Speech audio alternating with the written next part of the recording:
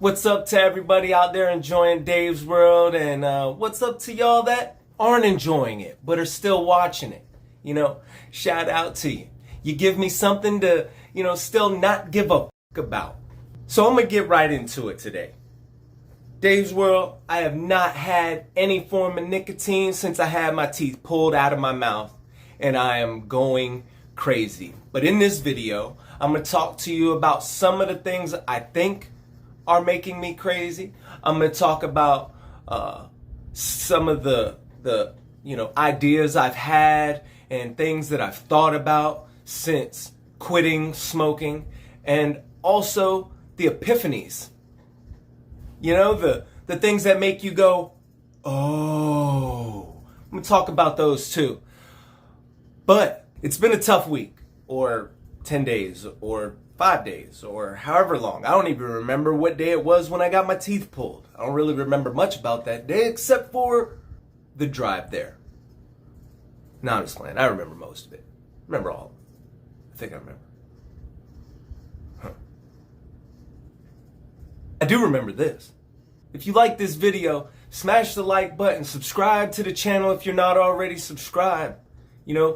I do this. I'm trying to get myself on a schedule to be doing videos and live streams, either once a week or twice a month. But I'm trying to get this thing moving, man. If it wasn't for y'all, I wouldn't be doing this. It helps me more than you know.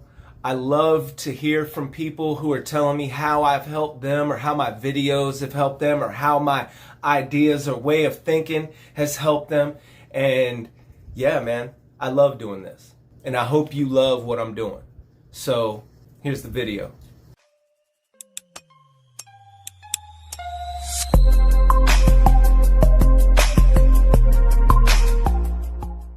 So yes,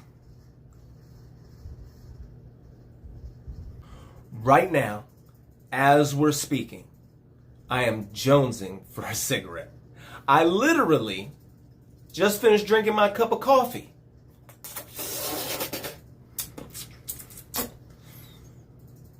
And something was missing. And I thought about that yesterday. I was like, all right, I'm sitting here, I got my daughter, and I'm watching TV. Something's missing. Man, quitting smoking isn't easy. Because most people who are quitting because, they've done it long enough. They're like, I've done it long enough. I don't know where the end is, so I'm just going to end it. Whether you know it or not, most people who quit smoking either quit right after they had their first puff, like, oh wait, that was 2 puffs. Or they quit after their 9 millionth puff, and they're now fearing that they're going to die, or it's making them cough up shit, or whatever. But they quit for a reason. They quit. They didn't like it, or they are scared, or something happens. Like me. I got my teeth pulled. They said, don't smoke or you'll get a dry socket. I thought it was the nicotine. I found out it's the pull. I figured that out when they said no straws either. But anyways, back on the subject. I do that so much. I get off a subject. Got to stay on the subject. Ride the subject. I'm fresh on coffee, y'all. I hope you enjoy this video. I'm getting a little crazy, quirky. I'm trying to work out the kinks. Woke up about an hour ago. Something is missing. For years and years and years, man, you smoke cigarettes. You smoke after you eat.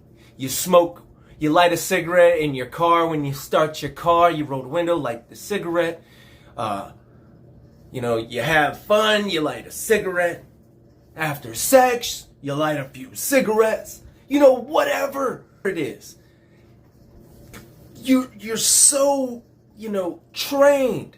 You've trained yourself to need a cigarette or nicotine or anything to the point where it's second nature. You just do it. You don't even think about it. You pack your pack, you pull that stuff off, get a cigarette, throw it in your mouth, light it up, and you don't even realize you do it. You just do it. You just do it. I've seen somebody who's kept a cigarette in their mouth while they were working and talking, and I don't think I even seen him hit the cigarette. That thing just burnt down. He had an ash hanging like a limp noodle out of his mouth. Yowzers. But smoking becomes second nature to the point that when you quit, I feel like the most hardest moments of me trying to stop smoking cigarettes was those points where I didn't feel complete. And I know that sounds crazy, but I didn't. I felt like something was missing. I mean, my entire life has had a cigarette in it. Whether someone else in my family was smoking, my dad or, whoever, or my friends, or myself, and I could go on for days. But I've always had a cigarette in my life. So now I'm trying to quit. I'm sitting there with my daughter, with the remote, watching TV, and something was missing.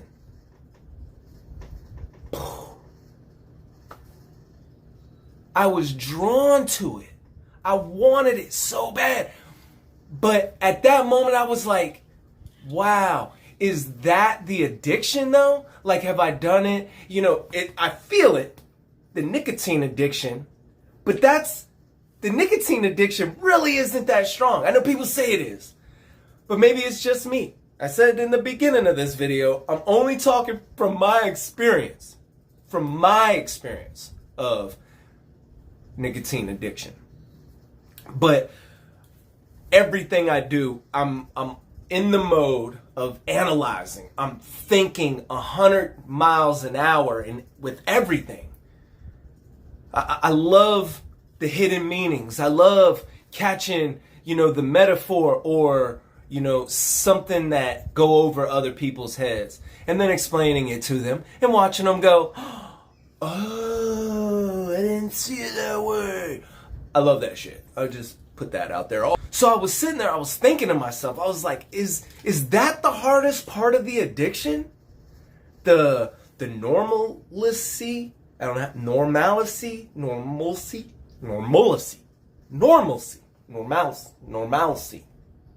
Is that the normalcy of the addiction?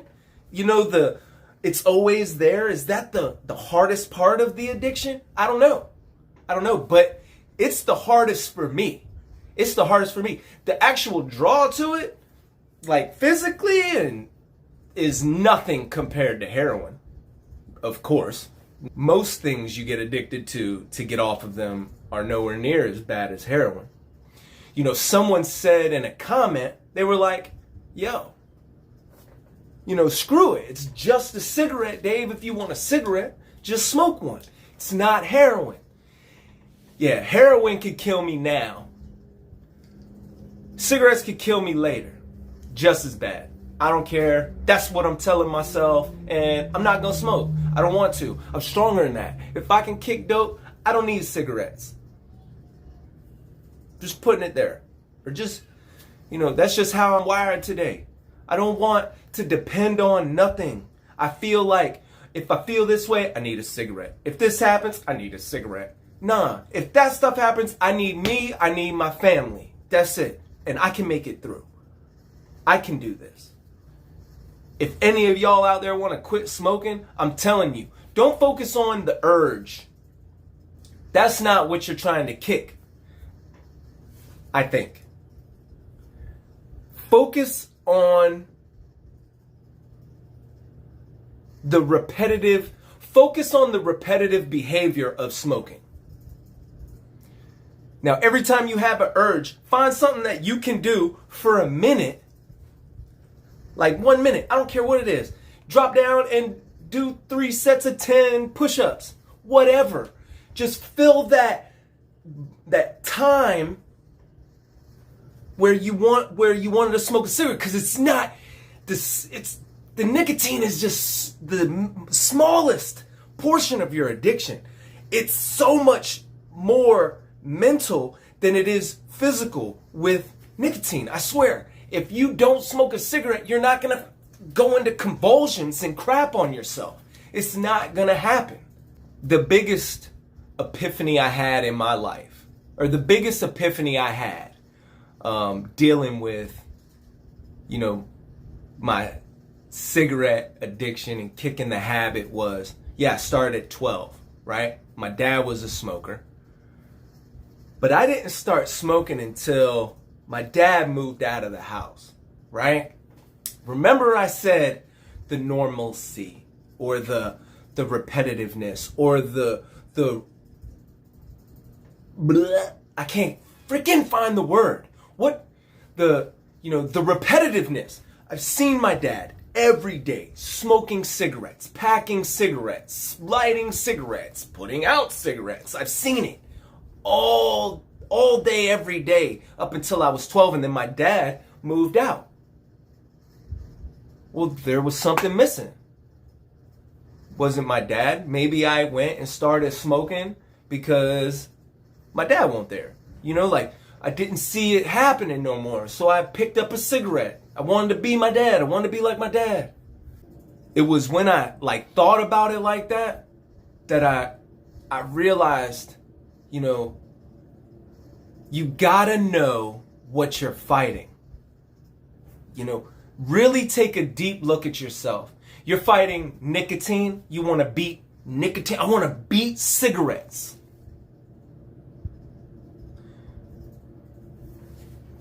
Just think about, I gotta wear my hat like this so y'all don't see my hairline. Screw that. Everybody's so worried about beating cigarettes that they don't take the time to actually, or wait a minute, beating any addiction, that they don't take the time to realize what the battle really is, who or what you're actually fighting against. Remember how I said, stop whooping your own ass. Stop whooping your own. You are your own worst enemy, but then you want to fight cigarettes. It's you. It's you. Look inside yourself, whatever you're dealing with. Because that's what I've been doing. I do that every day. I think about it. I put myself outside of myself, and whatever, I'm getting myself confused. I'm probably confusing you. But what I do is I meditate. I sit there, I think, and then I try to act. I try to gain some type of understanding of myself and my life and what I'm doing. And then I try to act on that. So right now, my cigarette addiction, I had this epiphany that it's not the cigarette, it's the repetitiveness of it. So, just like people have said, replace it. So that's why I'm doing that. But I don't want to be addicted to nothing else. So every time I get, I might do the push-ups, or I'll go play a game with my daughter, or I'll sing a song with my daughter, or I'll go downstairs and I'll talk with Laura, or whatever it is. But I immediately replace it. I'm no longer weak. I was going to shave for y'all, by the way, but this just kind of shows where I'm at with this, because it is tough. I'm not sitting here saying it's easy to just quit something, especially if you've been doing it for a long time. All I'm saying is take the time, invest time in yourself to make yourself better.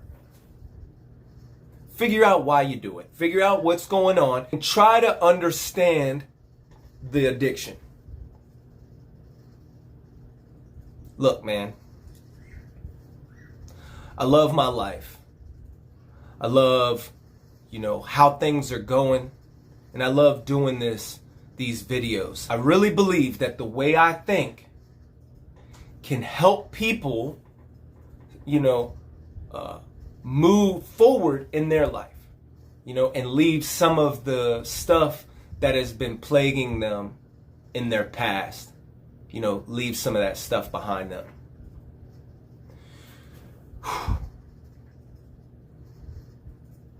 I'm really proud of myself. And I'm proud of everybody out there who is, you know, taking the initiative in their own life to make a better future for themselves. Until next time, man. Put that cigarette out before you light it.